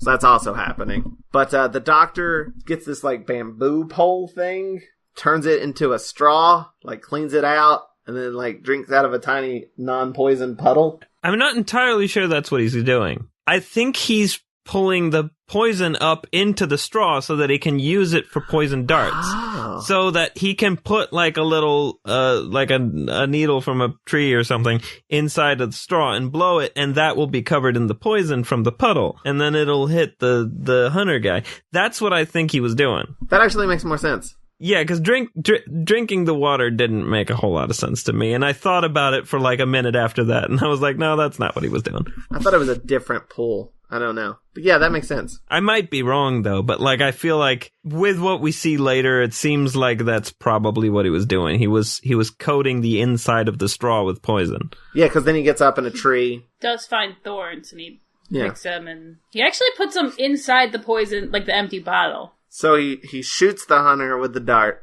and then the hunter shoots him out of the tree. The doctor falls out of the tree, but then, like, the hunter, like, rips his pants off, and he's got this, like, giant bump on his leg where he got hit with the dart. I didn't see what happened after that, because he pulled out a knife, and I closed my eyes. He doesn't pull out a knife. He pulls out, like, a little, basically, I think he pulled out, like, an antidote sort of thing and stabs it into his leg. Oh, okay. I made assumptions and closed my eyes. Yeah, he, like, pulled out a thing, because, like, I thought he was going to, like, cut it out or something, and I was like, no. It's Doctor Who. He's just got a bump, and he injects himself with something to counteract. I assume it's to counteract the poison. Okay. But also, like, there's a giant bump, and it looks gross. Yeah. And then the hypnotized guard comes in and is like, we need the doctor for, processing or whatever. And they're like, well, you'll have to wait just a little bit. He's in this situation. He can't last much longer in there, so just hold on a bit. He'll either be dead or you can have him. Like, he keeps, like, trying to sneak forward and press, like, this button to, like, disconnect the doctor or kill the doctor or whatever. And they're like, hey, don't touch that. He's like, oh, I'm sorry. And then, like, he waits a bit and he tries to touch it again. And then they, like, push him off and, like, Castellan just shoots him. But it's, like, They're, like, so casual about it. Yeah. Just like, huh. That was weird. What a dick. Then the doctor's going through this, like, swampy area, and he's like, marsh gas. He hears the hunter coming, and they start having, like, a conversation, and the doctor's like, I need to see your face. Your real face. And he's like, fine, and he pulls his mask off, and it's Goth. It's Chancellor Goth. He's been the hooded figure this whole time. And then the doctor sets him on fire. I looked down for 2 seconds. I don't know how it happened. And I look back up, and Goth is on fire, and so is the swamp. What happened? I looked down for those same 2 seconds. Yeah, me too. Both times I watched the serial, I missed what happened. And I didn't bother looking. I just figured, yeah, it's fucking swamp gas. I don't know. It ignited.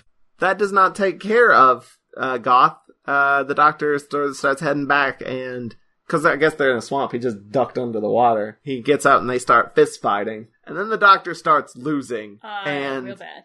Goth fucking drowns him. He's like pushing him under the water. He's holding his head underwater, and it's awful. And that's the cliffhanger. Did you say they got complaints? Oh yeah, the what's-her-face White House or whatever definitely complained about that scene. Also, the doctor was a little...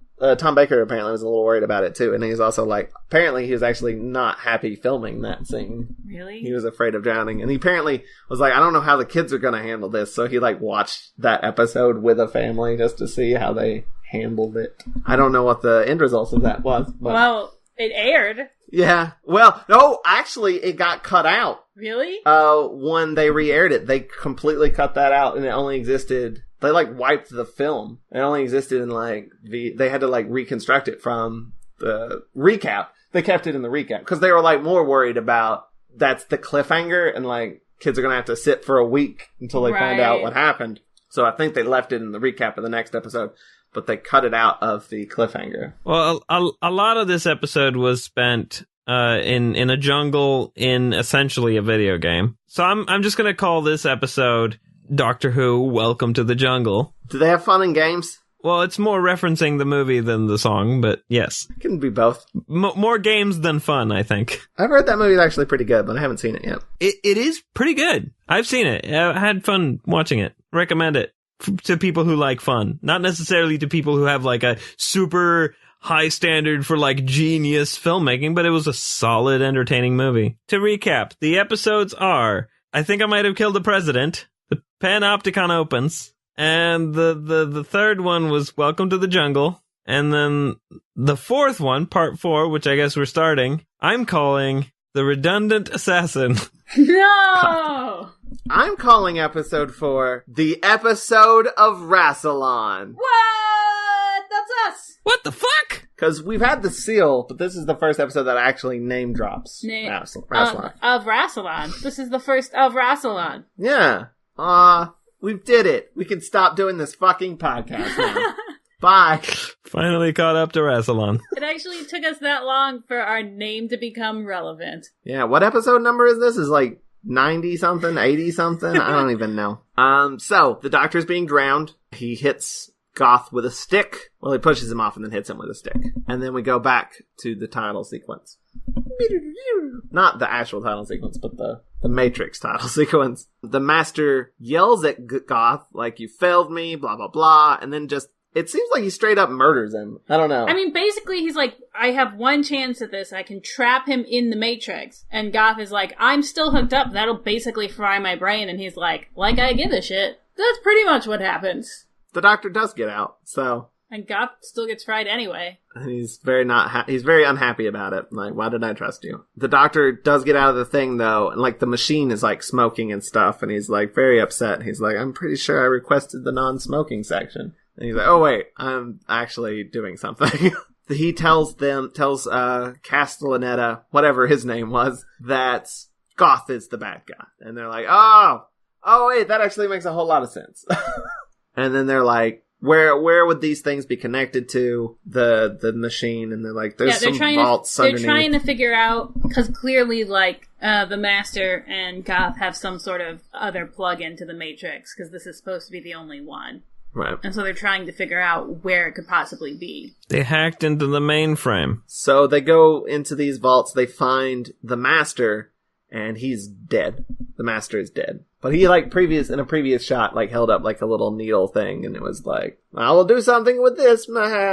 So he's not really dead. But they think he's dead, and they talk to Goth, who is still alive a bit. And we find out that Goth was not the successor. Which is because they're like, why would you do all this? You could have just let the president resign and then you would have been president. And he's like, I wasn't the successor. So this whole thing was to make me the president and also frame somebody for the murder. What I'm wondering is, why does he want to be the president? Why does Power. anyone want to be the president? But, like, have we seen any indication that being the president of the Time Lord is a desirable position? In fact, because, like, the Doctor asks this to, what's-his-face? Castellaneta? Sure. I don't know. I can't remember his name. He asks him that, and he's like, I mean, it's basically a title. Like, technically, he gets all these things. Yeah, the way they explain it, it sounds lame. Like, it sounds like, oh, it's just you get a title, but you're still just another Time Lord. Like, you're not special, you just get a special name. I assume that a little bit of power and, like, more prestige comes with it than power. I assume you have some amount of power. Just a little bit, at least. But, like, he's, like, asking him these questions, why he worked with the Master, and he's like, the Master promised me knowledge if I brought him back to Gallifrey, and then he sort of, like, took me over and made me do stuff, basically. He hypnotized me and stuff. And then the Doctor asks him something else, and then he dies, and the Doctor makes a joke. He's like, no straight answers, typical politician. I'm like, dude, the guy just died. Now's not the time. Maybe a little too soon. By the way, when it comes to the Master's hypnotism thing, like, the whole idea of the Master's hypnotism thing is that it goes beyond real hypnotism, right? He can hypnotize you to the point where you can do things you don't want to do, right? Yeah. Right. That's established fact about that thing that he does, right? Remember the Christmas invasion with the Sycorax? The Sycorax had this blood control thing where they hypnotized people using their blood types, and they made them stand on the edge of buildings, but they couldn't make them jump because the Doctor says you can't hypnotize someone to death. You can't hypnotize people into doing things they wouldn't do. It's a parlor trick. That seems like a contradiction of what they've established about the Master, which is that his hypnotism does go beyond what people want to do, and the explanation given around the Sycorax was that was a universal fact about hypnotism. Like, those are two non-compatible plot points. It's been contradicted multiple times, though, because there's been multiple times that, like, Sarah Jane's been hypnotized and almost killed the Doctor. Right, yeah, that too. And it's always this thing of, like, you can't hypnotize someone to do a thing they don't want to do. Well, I can. And it's like, well, then they go, well, nobody can. And then you go, well, I can. Well, nobody can. Well, I can. And it just keeps going back and forth like that. And it's like, pick one. Either there are exceptions or there are no exceptions. You can't just go, well, there are exceptions. Well, there are no exceptions. Well, here's an exception, but there are no exceptions. It's all wibbly-wobbly, timey-wimey. Yeah, there's no canon. So they explain what all just happened to, like, I don't know, the head honcho guy. I don't know his name or his role. Maybe he's going to be the new president. I don't remember. No, he's the He's the guy that, like, denied Runcible his earlier. Like, did they Runcible's call him asking Chancellor, questions or is Chancellor what Goth? Chancellor was what Goth was. Because it said that he was the Doctor's teacher in school.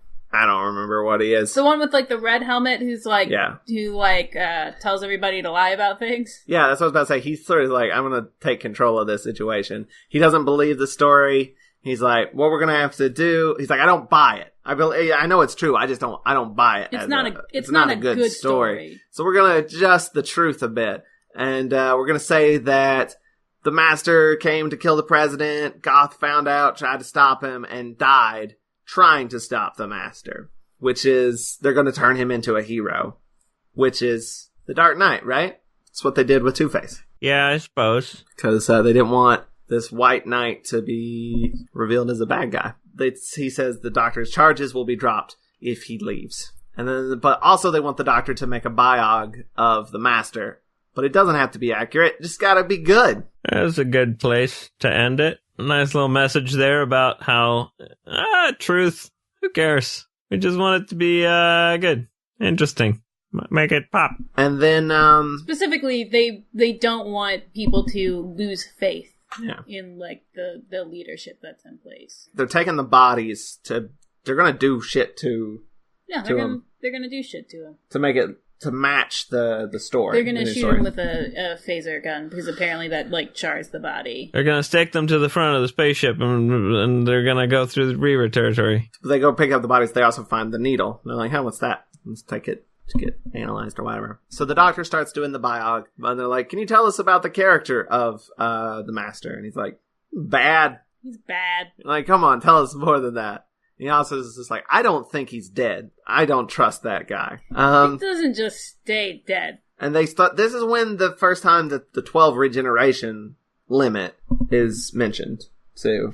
I know that's been resolved, right? I mean, they just gave him a new cycle. They can do that? The Time Lords can do that, yeah. Alright.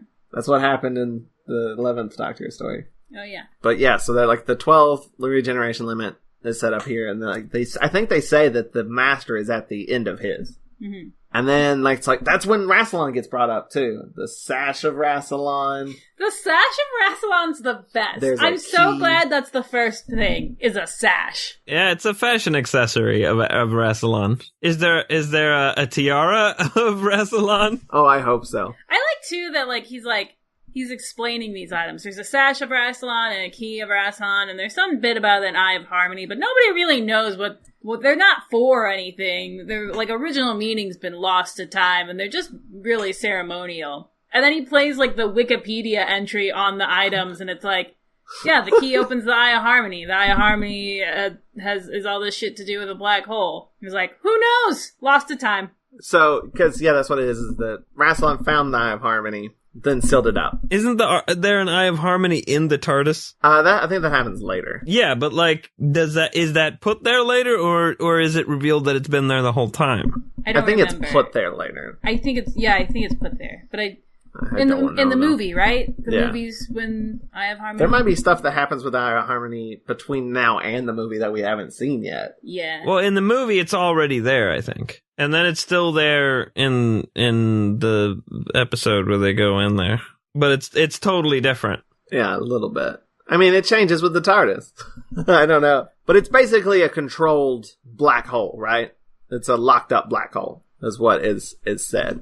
But then he's like, where are all of these things? And he's like, well, the Eye of Harmony is just out there on the floor. We'll walk over it at some point. The key is on display in this thing, and the president keeps the sash of Rassilon. They're like, oh, let's all go to the Master. Let's all go to the Master, and they get there, and the Master's not there. Well, he is there, he's just hiding. So there's the sash of Rassilon, the tiara of Rassilon, and the bouquet of Rassilon? That sounds right. Yeah. Is there a talent of Rassilon and a swimsuit competition of Rassilon? Anything that you can put before the words of Rassilon exists. Anything. Even everything. Something dumb like Watch-A-Thon? Yeah. I'm ready for the Miss Rassilon contest. So, the Master pulls a gun on everybody, asks for the sash of Rassilon. We did explain why he wasn't actually dead. Oh, the needle. Of Rassilon. It had a, neural inhibitor. Yes. Of Rassilon. So it's something that makes you seem dead. But not. So he's alive. He also seems slightly less crispy now. Yeah, not really. He's still pretty crispy. I mean, he's like... Oh, when they go in there, he's miniaturized a guard, too. Yeah. That one looked better, moderately. I think that one might have been just a real person that they shrunk. It was just a real person that they actually physically shrunk, and that's why it looked better. Yeah. I mean, I think it was footage of a real person that they made smaller. The whole show is footage, Joe. It's all footage. I mean, but it's not footage of a toy. It's footage of a person, and they made the footage smaller. So it looked like he was smaller.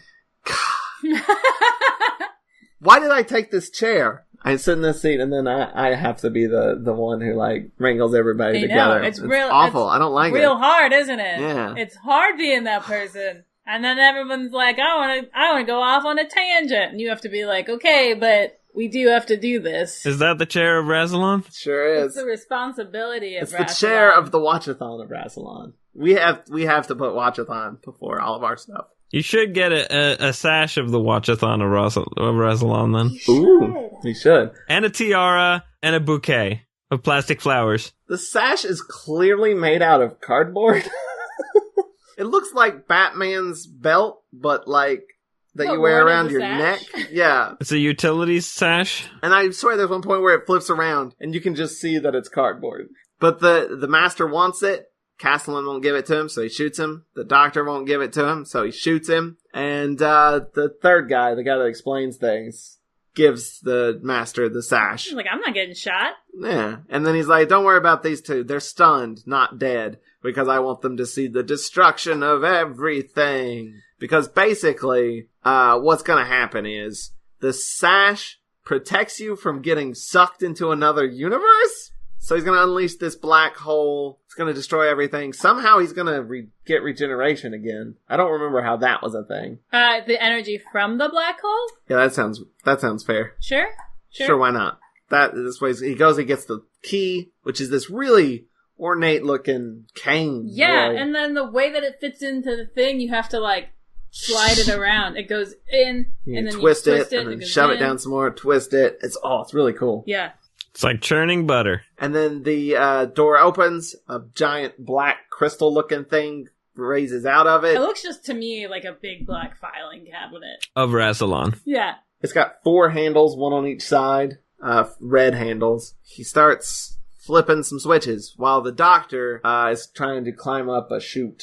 Because they're locked in this room, and there's like a chute that he's going to climb up. But things are getting shaky, stuff is collapsing everywhere. The doctor gets out into that room, and then the roof falls on him. His vision came true. The doctor trying to talk to the master, and he's like, that sash won't protect you. We shot the president, and he died. He was wearing the sash. It clearly doesn't work. It's damaged. It's faulty. But the master's not really listening. The master's like, liar! And then I think that's his last lines, is you lie. Yeah. But yeah, the doctor, they tackles him, and they wrestle a bit. They Rassilon bit? This is the Rassilon. Rassilon of Rassilon. Rassilon. The master falls in a hole, and the doctor flips the switches back up and stops it. And, like, the whole place is, like, earthquaking. Yeah. Well. Because, that's the floor falls it was apart, and that's where the master falls down. What? I don't know what you said. I said the whole place is earthquaking, and then I corrected myself and said Gallifrey quaking. Oh.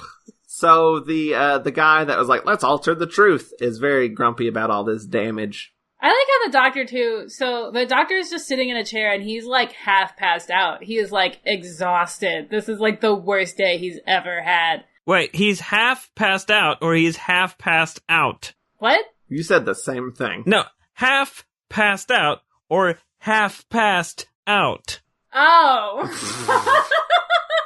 PASS. It's not a time. Because those are two different things. Because if you're half passed out, you're not quite passed out yet. But if you're half passed out, you're already out and have been for a half hour. No, he's That's not. the former. He is not quite yet passed out, but he's getting there. And like the one guy's like very angrily like, "This is the worst. Everything bad is happening." And they're like, "It would have been worse if the doctor wasn't there." And the doctor's like, "Yeah, I did a good job. Please, I'm so tired. Please stop yelling." He's also like, they're like, "What are we gonna say about all this?" And he's just like, "I don't know. Why don't you alter the truth some? Some mice did it." And he's like, "Fuck you." What? No. We need to look up that line because it's really good. I don't remember what it was. It's much better than "fuck you." Because it's been established that this is somebody who taught him at the academy, and he's like, "I'll tell you what I've told you before." Something like, "Your asinine frivolity is the worst," but in a way more Time Lordy way, you know. And then the doctor's just like, "I don't care anymore. Can I just go?" And they're like, "Yeah, sure." And then he's acting very like, "Yes, sir. Whatever you say, sir." yeah, He's acting very much like he's a kid in school. and then he's like, "Hey, doctor." And the doctor turns on. He's like, "What?" He's like, 9 out of 10. He gives him a grade on this cereal. Thank you, sir. Then the Time Lords, the one who explains things, and Bree Castellini, thank him and, like, ask him to stay, and it's that typical thing. Yeah, they say, I'm pretty sure, like, if you wanted to stay, I'm pretty sure we could work something out. You don't have to be banished forever. And he was like, oh, no, I love being banished. Being banished is the best. And then they're like, what do you think happened to the Master? Oh, I don't know. And they're like, he's probably dead, right? Yeah, I don't know. No, I mean, they're like, he's dead. He's got to be dead. And the doctor's like, oh, no. He doesn't just die. He doesn't do that. But, if he shows up again, just give me a ring, and then leaves. The thing is, so, like, the Master's juicier head. His head got juicier. And his eyes bulge out a little bit more. Yeah, it shows up, there's this old clock. And it shows up in the clock, which I guess is a TARDIS. Yeah, it's a TARDIS. I think it's just lit a little differently. I don't think it's juicier and bulgier. I just think you're seeing it differently in a different light. It's better lit, and it's not in a hood. It's lit in a way that makes it look juicier. But they're just like, oh, it's the Master. Where do you think he's going? And they're like, out into the universe. And I don't think it's big enough for the two of them. But they're like so... casual. Yeah, they're like, oh well. Like, that guy just almost wrecked your entire planet. Not just the planet, like the world. Multiple planets, yeah. And got away with murder. And they're just like, oh man, there he goes. That rapscallion. Yeah, he conspired to murder the president and got away, and they're sort of being like, yeah, okay. That's the end of the serial. That's the end of The Deadly Assassin. And we're going to take a quick break, and we will be back for final thoughts. Check out what's been going on with the Pop Culture Cosmos Show and the PCC Multiverse. That is by far my favorite, because it's also character-driven and the stakes are high and there's much more of a mystery and intrigue to it. A game like Wolfenstein, which people are saying are one of the most socially important video games of the past 10 years. Catch our shows on Podbean, Spotify, Apple Podcasts, or on over 30 more podcast outlets, including our friends right here at the ESO Network. And we're back! We didn't take a break. Welcome We back. took a break. I put an ad there. Welcome back. Welcome I thought back. I was gonna have time to go get a snack. Welcome back. No, it's not. It's an editing break. Welcome but back. We're not really taking a break. It's a break for the listeners. Welcome back. He said welcome back. Well, thank you. Tony, do you know what time it is? Yeah, I do. It's time for final thoughts. What? Thank God. Jesus. My whole life has been upended. Final thoughts.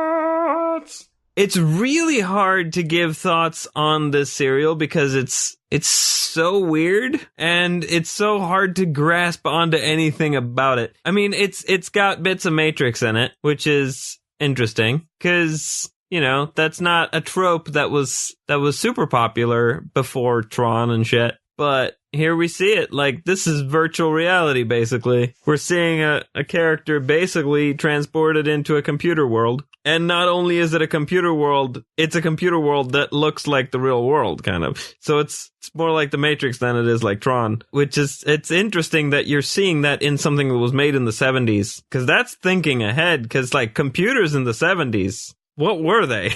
They were tape players. They were calculators. And these people, these writers are like, yeah, it's a fucking world. Like, it's a real world. And you go there and you get hurt. That's pretty impressive that they had that at that point. So that's cool. I mean, there is a little bit of Philip K. Dick and blah, blah, blah, but still, it's, I think that's notable. And, other than that, I mean, obviously there's a lot of loose lore that some of it, like, doesn't quite make sense. They don't address, regenerations that much. Like, people get killed left and right, and there's no talk of, like, is this person gonna regenerate? And they don't really explain why that's not happening. And, I mean, all the stuff in the Matrix world is very random, it seems like, and very Earth-based, and I guess the subtext to take from that is that it's a taunt. It's a way of making fun of the Doctor for being so obsessed with Earth. That's how I interpret it anyway. I don't know if that's intentional or if they're just being weird. Plot-wise, it's like he goes there, he thinks someone's gonna kill the president,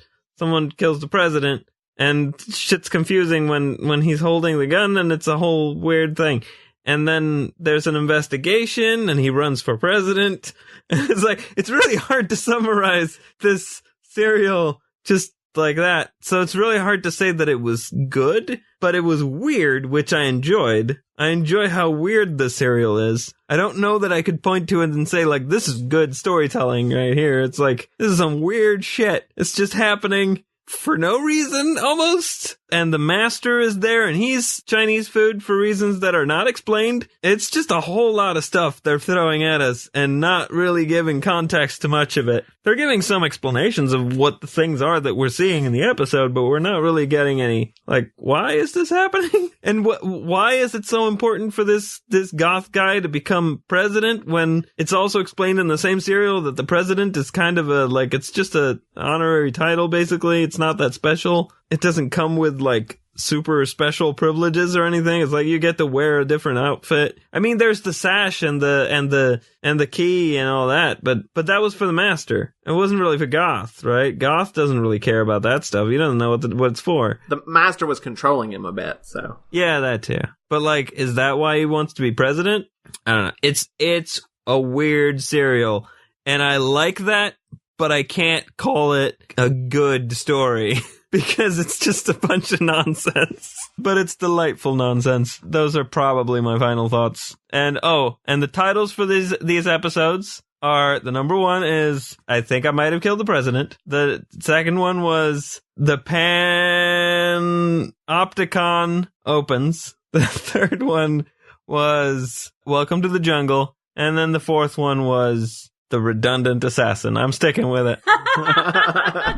I thoroughly enjoyed watching this serial. I think there were, like, multiple times where I was just, like, engrossed, you know, where you're just like, oh god, what's happening next? And I really liked all the weird establishing lore shit that we got. We get to see Gallifrey, we get to see Rassilon. Chapters are a thing that's introduced here, kind of how Gallifrey looks and functions. And it's all really fun. The design for it is great. Their robes look amazing. And it feels, sometimes you get like an alien society and they all like have the one outfit that they have to share. And it all feels very samey. This feels very big. It feels like a whole society, and you can tell different people have different roles, and there are only probably like 3 different outfits that we see, really. But it's enough. It's enough for it to make it feel like a whole big, wide society. Yeah, it's one of those ones where they're just gonna throw a lot of weird stuff at you, and you're like, okay. I think the Doctor's been, like, kind of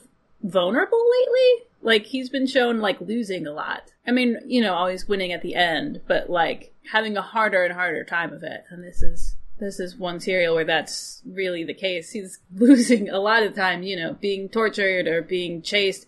Literally in the, like, having to survive, basically, in the, like, the Matrix. It's not any, like, using your words, you know, talking yourself out of a situation. It's all just like, can he think himself out of the situation? Which is a little bit different problem solving than we sometimes see. And it was really fun, and I liked it. That's it. Those are my thoughts. I agree. I love all of the lore. I'm so happy that we've gotten to actual Rassilon and not just that fucking seal showing up in that previous, I'm gonna say it, terrible serial. I'm glad they rescued it, because it is a great design. It is a great design. I'm super down for learning more about the Time Lords and the Matrix, and this is the first episode that sets up the regeneration limit, which I know annoys a lot of people, but I'm for it. I'm glad the Master's back. I kind of like that we don't know what happened to the Master. I think that's kind of interesting, that we're just like, and he's there, why not? He's there, and he's extra crispy. And he's trying to get some more regenerations and stuff. And I love, though it's not as good as the chase sequence than that Third Doctor serial, Planet of Spiders. It reminded me a lot of it. It's a lot of fun of just like, let's just film random weird stuff for an entire episode. It mostly turns into The Most Dangerous Game. That's the primary thing of it. And I think that maybe actually goes a little too long. But it's filmed really well. It's tense. All the jungle stuff is nice. But yeah, I don't know. Anytime the show does just weird stuff just to be doing weird stuff is generally when it's my favorite. So everything inside the Matrix I loved a lot. And I also like just that weird opening of like he gets the vision and you're like, what's happening? And then it's like, oh, he did he shot the guy. It looked like he really shot the guy. What is happening? And then all gets, like, adequately explained away. But yeah, I enjoyed it a lot. I thought it was a lot of fun. It was also weird, though, like, having an entire serial with no companion. Yeah. I mean, the closest you get is Castellan, but he's also, like, kind of against the Doctor at the beginning and has to be brought around. He's not really, he doesn't really fill the companion role necessarily. So that was an interesting thing. I'm excited to get to our next companion. I honestly don't know who it is. I think I might know, but I'm not sure. Is it Leela? I think it might be Leela. I'm not sure. So we'll find out next time. But yeah, I like this serial a lot. I thought it was a lot of fun. It felt like a finale. I actually think I don't know if it'd be better if it was 6 episodes. You could probably explain things a little bit more clearly. But also that the stuff in the jungle was probably a little too long. So I don't know. Maybe I liked all the stuff in the jungle. A 5-parter.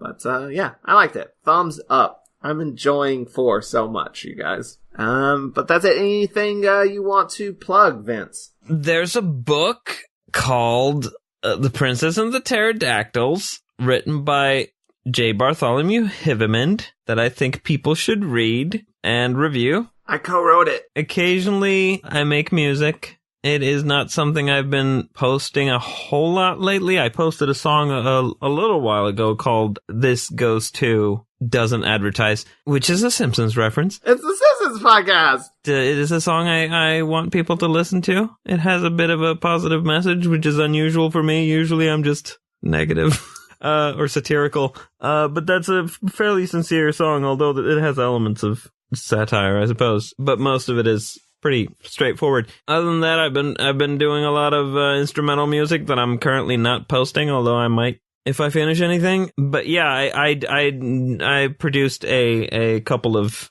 tracks for Lexicon Artist and might do some more in the future. But yeah, she released a video recently for Peep Game. Yeah, that's on YouTube and has my beat in it. So that's pretty rockin'. Where can people follow you? They can follow me on Twitter at Vincent E.L. They can also follow me on Instagram, I guess, at Vincent.E.L, I think, because I couldn't get Vincent E.L on Instagram. I basically never post on Instagram, but I have posted a couple of things, and I might post more, but, like, what I post on Instagram isn't like, hey, look how pretty I am, because I'm not. I might post stuff like a short rap verse or a picture of the book. I haven't done that yet, but I will probably post a picture of the book because I want people to know that it exists. So yeah, I have Instagram. And I guess I have also a Facebook, like, band page, Vincent E.L, the Earwig Linguist. So you can follow me there. Also, you can go on Spotify and stream the song that I talked about earlier over and over again. You can also go and download it on various platforms. You can go to my Bandcamp page, which is Vincent E.L, and you can just get my stuff there. It's got a pay what you want thing. So like if you got a lot of money, you can spend a lot of it on me, and I will be able to afford to make more music than I'm currently making, because I'll have more free time if I'm getting paid for doing the things that I actually want to do, as opposed to the things I don't want to do. So yeah, those are things. If you like this episode, you can check out more on Watch-A-Rassilon.com, and be sure to rate and comment on our iTunes. It helps us out. It gets us noticed by the magic iTunes wizards. It helps people see us more. It puts the more reviews we get, the more other people see us, and the more other people see us, the more sometimes, occasionally, they might listen to us. So be nice to those iTunes wizards. If you'd like to help us out even more, you can go to watcherassilon.com/support, and there you can find a link to our Patreon page, which you can get to just by going to patreon.com/watchathon. And there you can donate a monthly amount to get all kinds of rewards, like day early episodes, bonus episodes, uncut video of the podcast records, and live streams where you can watch the episodes with us. Vince watched the episodes with us. That was a lot of fun. We hung out and made jokes. Also on our support page is a link to our Amazon wishlist, where you can sponsor an episode of the podcast by purchasing the corresponding serial on DVD for us. We'll mention you in the podcast and put your name on our Friends of Rassilon page. Speaking of, special thanks again to Bisexual Brigadier for sponsoring this episode. Thank you! You can follow her on Tumblr at bisexualbrigadier.tumblr.com. Also, hey, thanks, Vince, for making the theme song. Hey, no problem. If anybody else wants a theme song, pay me! Or become really good friends with Vince, and then you get them for free. Don't even have to ask. Vince just makes them. Tune in next time when we talk about The Face of Evil with special returning guest Chris, middle name Cherry. I know him. Yeah, he's pretty cool, I guess. Is that Chris LeBron Cherry? The Chris LeBron Cherry? No, it's just a Chris LeBron Cherry. It's Chris Jamal Cherry. Oh. I can't keep it straight. There's too many Chris Cherries. I want the real ChrisCherry.com. Keep calm and Rassilon. Goodbye and I love you. Have a tasteful tuna. Of Rassilon. Tell me about Rassilon. This has been a broadcast of the ESO Network. Be part of the crew and help support our shows by donating to our ESO Patreon or by shopping through Amazon.com or the TeePublic store, which can all be found at www.esonetwork.com. The ESO Network, your station for all things geek.